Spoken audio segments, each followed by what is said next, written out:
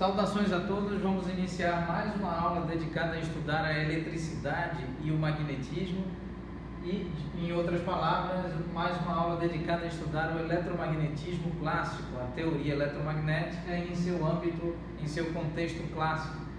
Muito bem, durante a última aula nós estávamos tentando construir algebricamente, calcular a expressão que descreve o potencial elétrico gerado por um dipolo elétrico. Então, no início do nosso curso de eletricidade e magnetismo, em outras palavras, de eletromagnetismo clássico, aqui no âmbito do Instituto Federal do Pará, Campus Santarém, registrado, inclusive este curso registrado na nossa playlist essa disponibilizada, hospedada e exibida na plataforma do YouTube, no canal intitulado Professor Daniel Meira e Instituto Federal do Pará, Campus de Santarém. Então nós falamos durante as primeiras aulas sobre força elétrica entre uma determinada distribuição de cargas elétricas, sobre campo elétrico gerado por uma determinada distribuição de cargas elétricas, e também falamos sobre dipolo elétrico e calculamos o campo elétrico gerado por um dipolo. Nesse caso, esta aula dedicar-se-á a continuar o tratamento para a obtenção do potencial elétrico gerado por um dipolo elétrico. E então nós sabemos que em torno de uma distribuição de estruturas materiais dotadas de massa e de carga elétrica existe um campo elétrico que é gerado exatamente por esta propriedade importante denominada carga elétrica. Esse campo elétrico então pode ser identificado e aferido para cada ponto do espaço em 3 dimensões. Do mesmo modo, a grandeza denominada potencial elétrico. Para cada ponto do espaço em 3 dimensões, do espaço tridimensional, nós teremos um valor de potencial elétrico associado ao campo elétrico gerado por uma determinada distribuição de cargas elétricas, no caso em particular, o dipolo elétrico. Então, durante a última aula, nós mostramos que nós estávamos calculando exatamente este termo, aqui elevado a expoente menos 1, e nós mostramos que esse termo é igual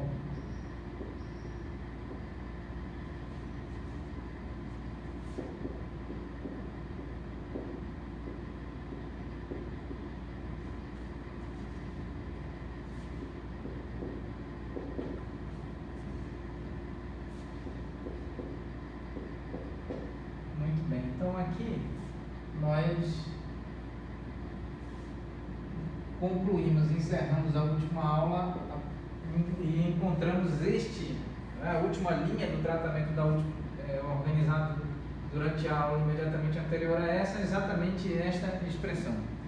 Então, esse sinal de menos, nós não devemos confundir este sinal de menos com este sinal de menos em termos de operação de subtração. Aqui trata-se do vetor posição tridimensional da carga elétrica negativa no contexto do dipolo, uma vez que o dipolo elétrico é composto por uma estrutura material dotada de massa de carga elétrica positiva e também de uma outra estrutura material dotada de massa de carga elétrica negativa, cuja distância entre essas duas cargas formando o dipolo é uma distância indicada pelo vetor D. Então, nós também mostramos durante a última aula que o vetor D, o módulo do vetor D é muito menor do que R menos R sobre índice menos módulo. Então, isso é equivalente, mais uma vez, a indicar que a distância entre as duas cargas elétricas pontuais ou pontiformes no contexto do dipolo elétrico é muito, muito, muito, muito menor em comparação à distância entre o centro geométrico da distribuição do dipolo elétrico e um outro ponto no espaço euclidiano de 3 dimensões, onde se pretende exato e precisamente calcular o campo elétrico ou o potencial elétrico, por exemplo. Então, nesse caso, o módulo de D dividido por R menos R sobre índice menos módulo, isso é muito menor do que 1 e maior do que 0, de modo que nós precisamos então fazer um tratamento, e assim nós encerramos a última aula preocupados em mais uma vez usufruir da expansão em série infinita de Taylor. Então vamos fazer novamente uma breve revisão sobre essa expansão. Então, mais uma vez aqui, dada uma função f de x qualquer, essa função f de x pode ser expressa como o somatório de infinitos termos, onde cada termo está associado a uma determinada derivada de alguma ordem particular. Aqui nós vamos expressar. Então, n variando de 0 até infinito, x menos x subíndice 0 elevado ao expoente n, dividido por n fatorial. O n é um número inteiro, é um número que pertence aos números naturais, variando de 0 até infinito. Derivada de f de x em relação a x com ordem n, onde esse n não é expoente. Esse n indica a ordem da derivada, ou em outras palavras, o número de vezes que o operador derivado em relação à variável x é aplicado sobre a função f de x. E então, por fim, nós devemos fazer x igual a x subíndice 0. O que é o x subíndice 0? É o ponto em torno do qual essa função f de x é expandida em infinitos termos, certo? Infinitos termos, e os termos são estruturados dessa forma. Cada termo entre os infinitos termos é correspondente a uma determinada ordem de derivada, de operador de derivada aplicado sobre a própria função f de x. Então, agora, fazendo essa breve revisão, nós, para efeito de simplicidade matemática, vamos considerar x subíndice 0 igual a 0.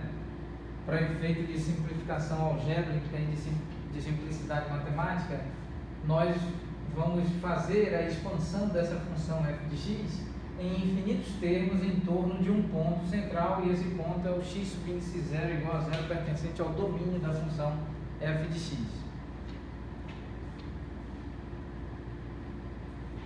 Um outro detalhe importante é que, com base na análise real e com base na teoria de séries estudada em matemática, no âmbito da matemática pura, existem séries finitas, que são exatamente as séries compostas por um número finito de termos. Por outro lado, existem séries infinitas, como o próprio nome sugere, séries compostas por um número infinito de termos. Entre as séries infinitas, nós temos as séries infinitas convergentes e as séries infinitas divergentes. As séries infinitas divergentes são tais que a soma dos infinitos termos os quais compõem a referida série infinita, esta soma tende para um valor que tende ou a mais infinito ou a menos infinito, e, portanto, divergindo para o infinito, seja para mais ou menos infinito. Ao passo que a série infinita do tipo convergente, como o próprio nome sugere, o resultado do somatório de infinitos termos aproxima-se, em outras palavras, converge para um determinado valor, e esse valor é um valor finito.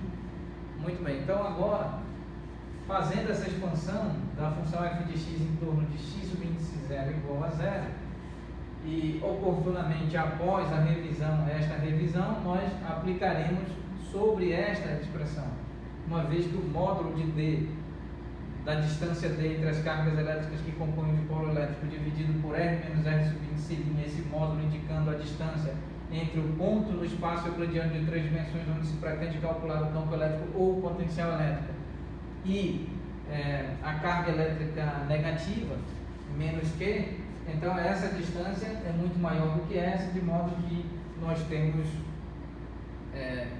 nós encontramos aqui, percebemos notoriamente a necessidade de aplicar fazer uma expansão em série infinita para tentarmos analisar os infinitos termos que surgem, por exemplo, desta expressão.